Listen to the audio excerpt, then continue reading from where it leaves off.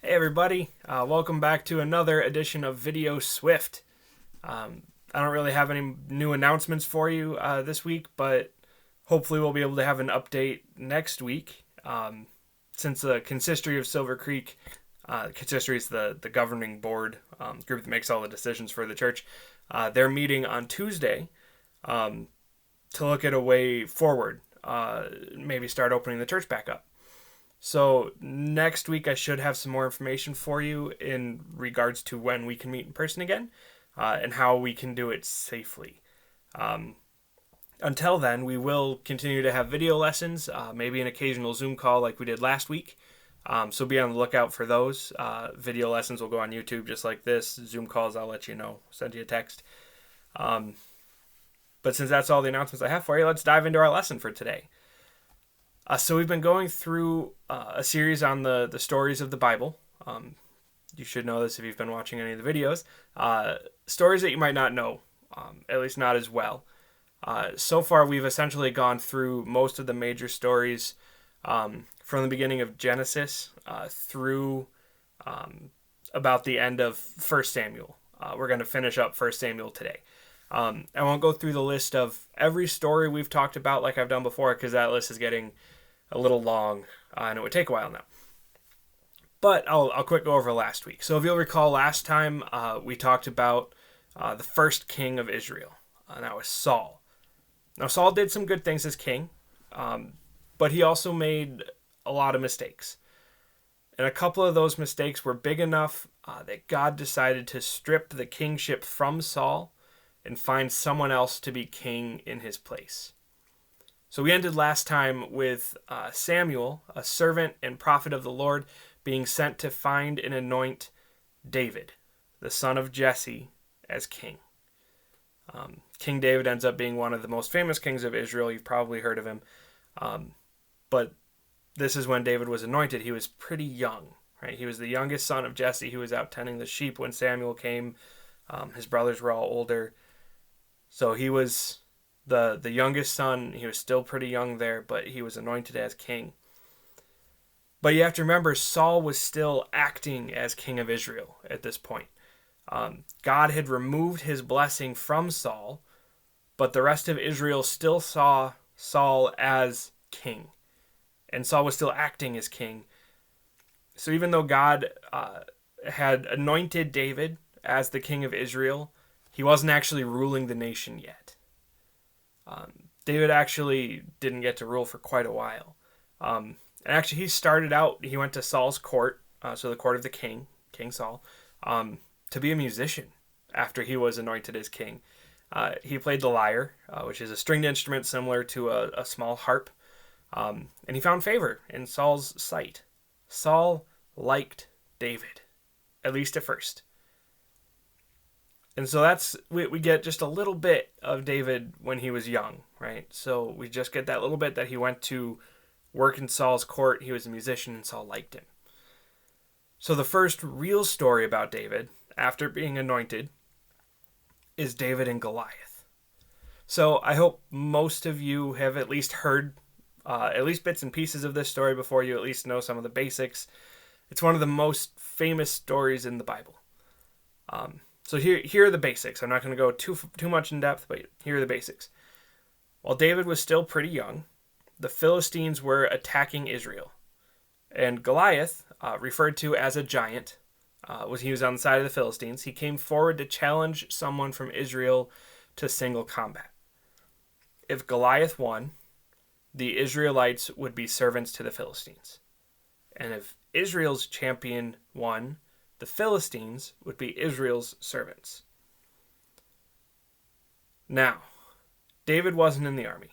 So he wasn't there when Goliath was challenging the people of Israel. And Goliath would be out there every day mocking Israel, mocking Israel's God, who is the one true God, right? Goliath was out there mocking. So David wasn't in the army. But his brothers were. They were fighting for Saul, and Saul was the one who was leading the Israelite army. One day, David came to bring some food to his brothers from his father. and he was shocked when he heard that they were letting the Philistines openly mock them and their God. David decided that if nobody else was going to do it, he would go and fight Goliath. Now remember, David is still pretty young here. He wasn't old enough to actually be in the army. And he's the one that is going to fight the giant that nobody else will.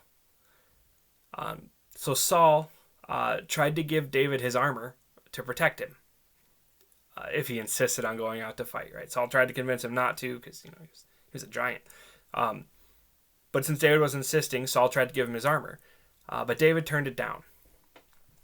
And all he took with him was his walking stick, 5 smooth river stones, so 5 stones that had been worn smooth by water, and his sling. Remember, it's not a slingshot, it's a sling. It's a long piece of rope. It's got a pocket on one end, and you swing it around and throw a rock with it. So that's what David brought. And then he went into battle against Goliath. David took one of the rocks, he put it in his sling, and he launched it at Goliath. And it hit Goliath in the head, killing him. And then David went and he took Goliath's sword and he cut off the giant's head with it. After that, the Philistines fled and Israel prevailed over them. So Israel won because David killed Goliath. So that's the basic story. And I know normally we think of this as like the classic underdog story, right? The weaker, smaller person beating the bigger powerhouse.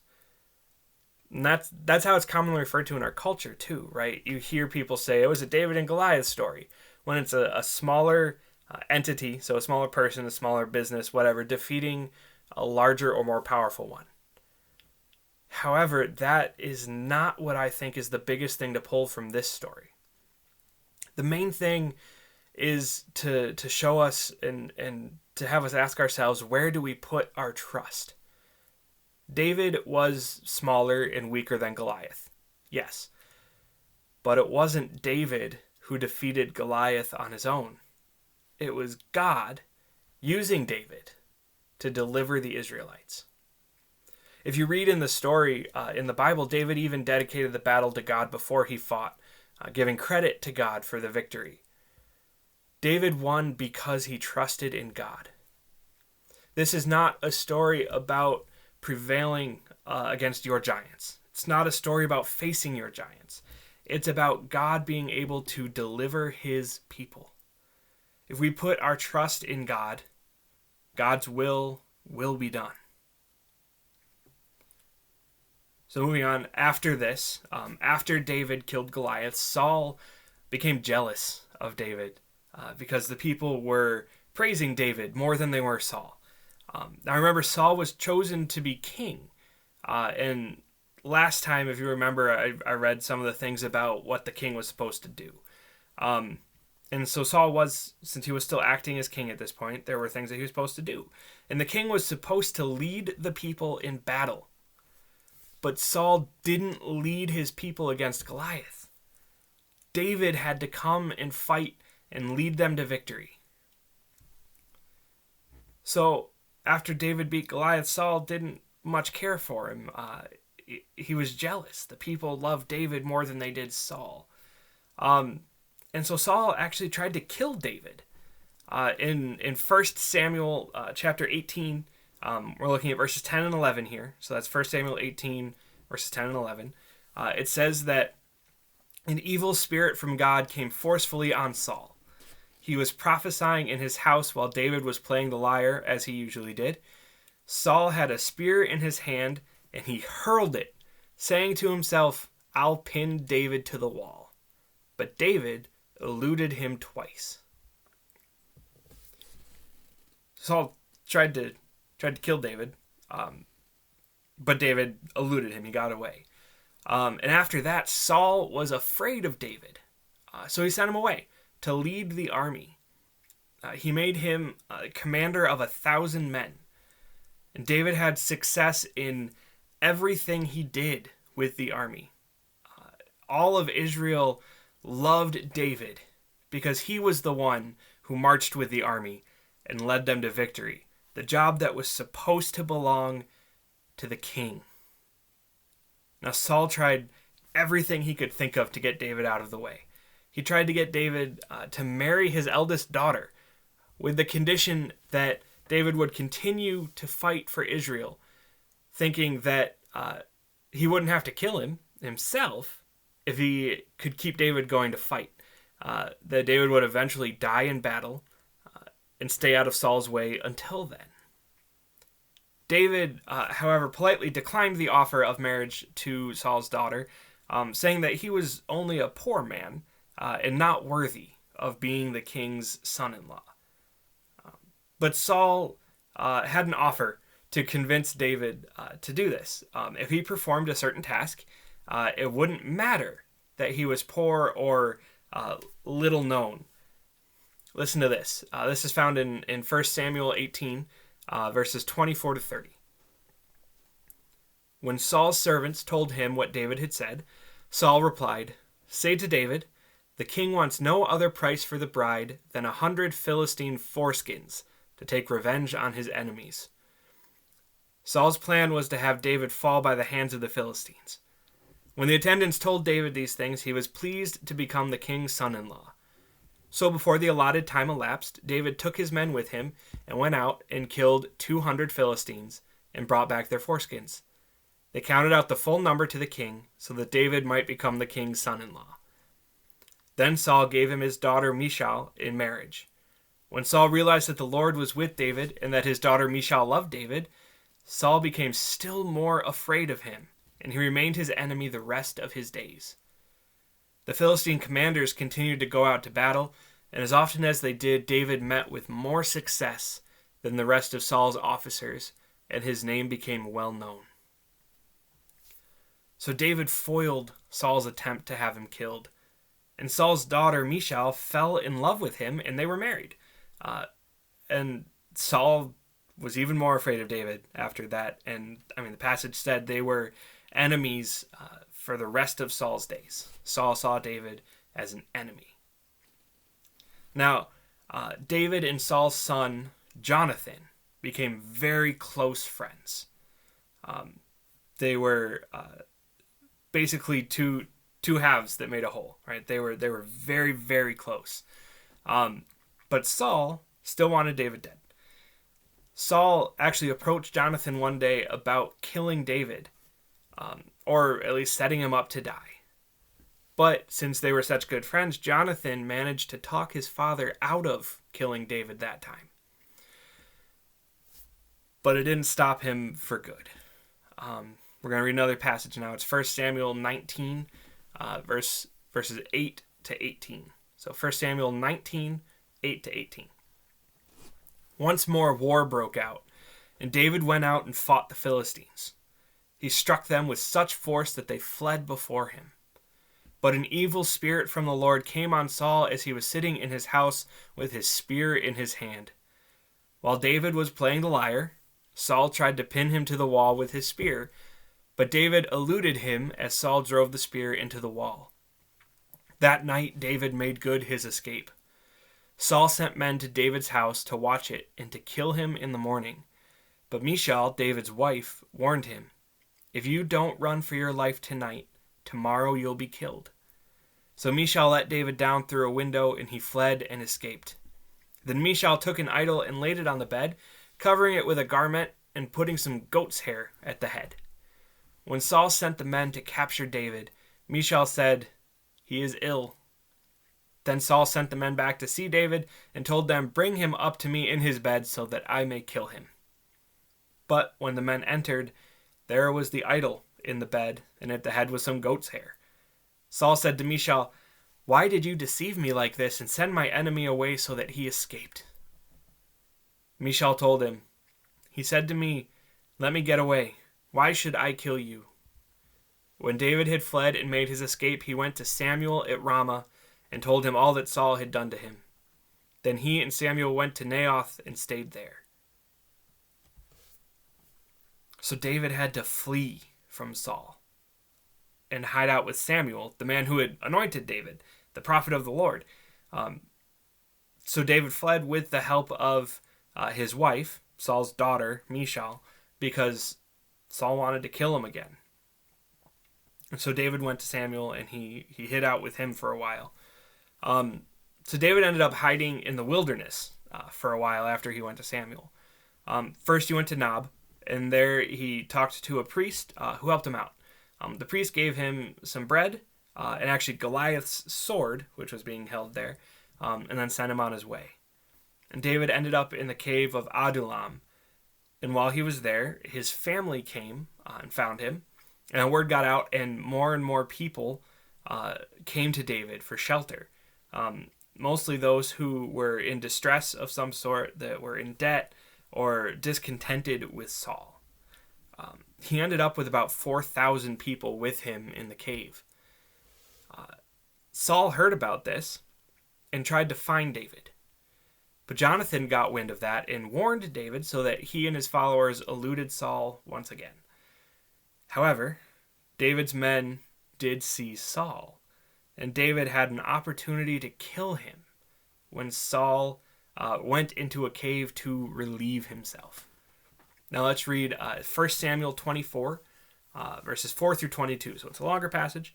1 Samuel 24, 4 through 22. Listen to this. The men said, "This is the day the Lord spoke of when he said to you, 'I will give your enemy into your hands for you to deal with as you wish.'" Then David crept up unnoticed and cut off a corner of Saul's robe. Afterward, David was conscience-stricken for having cut off a corner of his robe. He said to his men, "The Lord forbid that I should do such a thing to my master, the Lord's anointed, or lay my hand on him, for he is the anointed of the Lord." With these words, David sharply rebuked his men and did not allow them to attack Saul. And Saul left the cave and went his way. Then David went out of the cave and called out to Saul, "My lord the king." When Saul looked behind him, David bowed down and prostrated himself with his face to the ground. He said to Saul, "Why do you listen when men say David is bent on harming you? This day you have seen with your own eyes how the Lord delivered you into my hands in the cave. Some urged me to kill you, but I spared you. I said, I will not lay my hand on my Lord because he is the Lord's anointed. See, my father, look at this piece of your robe in my hand. I cut off the corner of your robe, but did not kill you. See that there is nothing in my hand to indicate that I am guilty of wrongdoing or rebellion. I have not wronged you, but you are hunting me down to take my life. May the Lord judge between you and me, and may the Lord avenge the wrongs you have done to me. But my hand will not touch you. As the old saying goes, from evildoers come evil deeds, so my hand will not touch you. Against whom has the king of Israel come out? Who are you pursuing? A dead dog? A flea? May the Lord be our judge and decide between us. May he consider my cause and uphold it. May he vindicate me by delivering me from your hand." When David finished saying this, Saul asked, "Is that your voice, David, my son?" And he wept aloud. "You are more righteous than I," he said. "You have treated me well, but I have treated you badly. You have just now told me about the good you did to me. The Lord delivered me into your hands, but you did not kill me. When a man finds his enemy, does he let him get away unharmed? May the Lord reward you well for the way you treated me today. I know that you will surely be king, and that the kingdom of Israel will be established in your hands. Now swear to me by the Lord that you will not kill off my descendants or wipe out my name from my father's family." So David gave his oath to Saul. David had the chance to kill Saul, to end the attempts on his life, the chance to go back to a normal life. But he didn't. Instead, he cut off a corner of Saul's cloak to show him that he could have killed, but didn't, to prove to Saul that he didn't have to fear David. Saul said that David was more righteous than he was, and that the Lord would surely establish David as king. And he asked David to swear not to kill Saul's descendants.